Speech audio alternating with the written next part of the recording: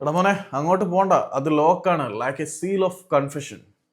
കുംഭസാരത്തിന്റെ സീലപ്പ് പോലെ ഒരിക്കലും തുറക്കാൻ കഴിയാത്ത ഒരു കോട്ടയായി മാറിയിരിക്കുകയാണ് ബംഗളൂരുവിന്റെ കവാടം എന്ന് പറഞ്ഞാൽ വലിയ അതിശയോക്തി ആവത്തില്ല. കാരണം ഇന്ത്യൻ സൂപ്പർ ലീഗ് സ്റ്റാർട്ട് ചെയ്ത് 5 മത്സരങ്ങൾ പിന്നിട്ടപ്പോഴും ബംഗളൂരുവിന്റെ കോട്ടയിലേക്ക് അവരുടെ പ്രതിരോധത്തിന്റെ ശക്തി ദുർഗത്തിനെ മറികടന്ന് ഒരു ഗോൾ പോലും അടിച്ചു കയറ്റാൻ ഇന്ത്യൻ സൂപ്പർ ലീഗിലെ കൊടികിട്ടിയ വമ്പന്മാർക്ക് ആർക്കും കഴിഞ്ഞിട്ടില്ല.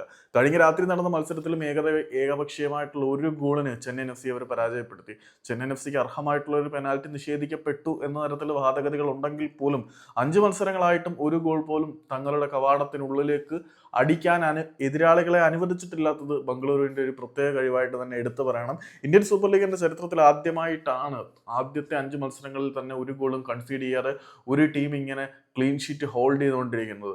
ആർക്കും ബംഗളൂരുവിനെ ഈ സീസണിൽ പരാജയപ്പെടുത്താൻ കഴിഞ്ഞിട്ടില്ല. 5 മത്സരങ്ങൾ കഴിയുമ്പോൾ മറ്റുള്ള ക്ലബ്ബുകൾ പലതും 6 മത്സരങ്ങളിലേക്ക് എത്തിക്കഴിഞ്ഞു. ഈ 5 മത്സരങ്ങൾ കംപ്ലീറ്റ് ചെയ്തപ്പോൾ എതിരാളികളെക്കാൾ ബഹുദൂരം മുന്നിൽ പോയിന്റ് പട്ടികയുടെ 1ാം സ്ഥാനത്ത് അവർക്ക് ഇരിപ്പുറപ്പിക്കാൻ കഴിഞ്ഞിട്ടുണ്ടെങ്കിൽ അതിന്റെ പ്രധാനപ്പെട്ട കാരണം അവരുടെ പ്രതിരോധ നിരയുടെ മികവ് തന്നെയാണ്. ഒരു തവണ മാഞ്ചസ്റ്റർ യുണൈറ്റഡിന്റെ ഇതിഹാസ പരിശീലകനായിട്ടുള്ള നമ്മുടെ അലക്സ് ഫെർഗൂസൺ പറഞ്ഞിട്ടുണ്ടായിരുന്നു, മികച്ച അറ്റാക്കിംഗ് യൂണിറ്റ് നിങ്ങൾക്ക് ഒരുപക്ഷെ കിരീടങ്ങൾ നേടിത്തരും, നിങ്ങൾക്ക് കപ്പ് നേടിത്തരും, പക്ഷേ മികച്ച പ്രതിരോധ യൂണിറ്റാണ് നിങ്ങളെ ചാമ്പ്യന്മാരാക്കി, നിങ്ങളെ ലീഗ് ജേതാക്കളാക്കി മാറ്റുന്നത്. കാരണം ലീഗ് ജയിക്കണമെങ്കിൽ നിങ്ങൾക്ക് പ്രതിരോധം വേണം, സമനിലകൾ വേണം, വിജയങ്ങൾ വേണം, പരാജയങ്ങൾ വഴങ്ങാതിരിക്കണം. ഇങ്ങനെ ഒരാൾക്ക് പോലും അടിക്കാൻ കഴിയാത്ത ഗോൾ കവാടം ഒരുക്കി വെച്ചാൽ ഇത്തവണത്തെ ചാമ്പ്യന്മാർ ബംഗളൂരു ആകും എന്ന കാര്യത്തിൽ യാതൊരു സംശയമില്ല.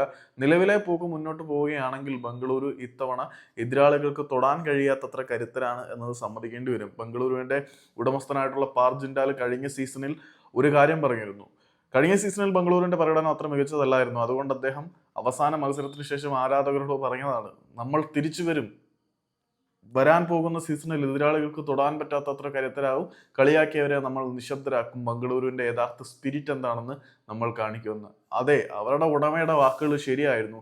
ഇത്തവണ ബംഗളൂരു അവരുടെ സ്പിരിറ്റ് കാണിക്കുന്നുണ്ട്.